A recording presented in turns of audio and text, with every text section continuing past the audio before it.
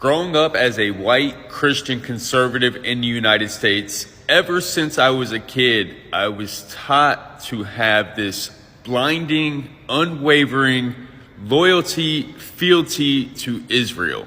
I was conditioned to believe that Israel was the promised land and the Israelis were God's chosen people, and all the Arabs surrounding Israel just wanted to annihilate them and wipe them completely off the map. We were taught that Muhammad was a false prophet and those who were worshiping to Allah were worshiping to the wrong God.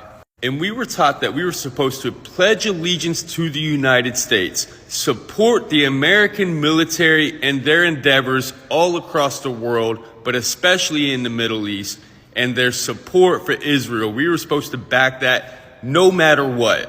And to question anything would be un-American.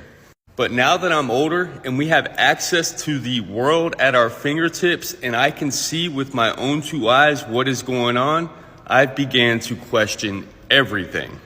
I realized that we bought the lie that Western media propagates to us. We bought the lie that the American church or the Western church propagates to us.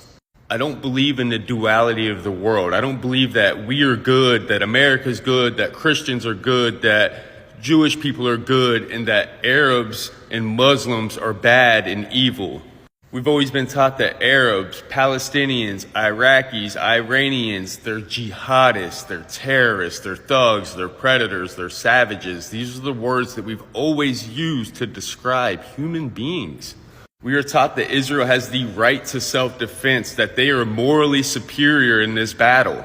But I now realize that he who controls the media controls the masses, and Israel has the power to not only control the narrative, but to control the way that the war is fought. We are taught that this war started from a Hamas terrorist attack on October 7th, but in reality, this war started 75 years ago, with the start of the ethnic cleansing of the Palestinian people and the stealing of their land. One thing I've learned about the U.S. and other imperialist and colonizing nations is that they love to put their foot on other people's neck and then act shocked when they fight back. Any nation that tries to employ a system other than the United States capitalistic system, we will automatically cut them off, sanction them, put our foot on their neck, don't give them access to the U.S. economy and the rest of the world, and then we will look at them and say, look, they failed. That doesn't work. Their system doesn't work. And we're supposedly the wealthiest nation in the world, but we've got millions in prison. We've got millions on the street homeless. We got millions without health care. And we say to the rest of the world that we're morally superior and our system's the best. And when our own people begin to question it and speak out against it, we are told that we are unpatriotic and un-American, and if we don't like it, go to those other countries whose system doesn't work because America has her foot on their neck.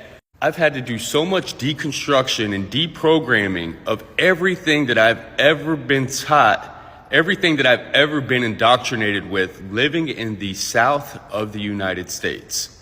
We love to say that we are all human. We claim that all lives matter. Yet we're still supporting the bombing of innocent civilians. I've said it since day one, and I'll say it again. I will always stand on the side of the oppressed and free Palestine.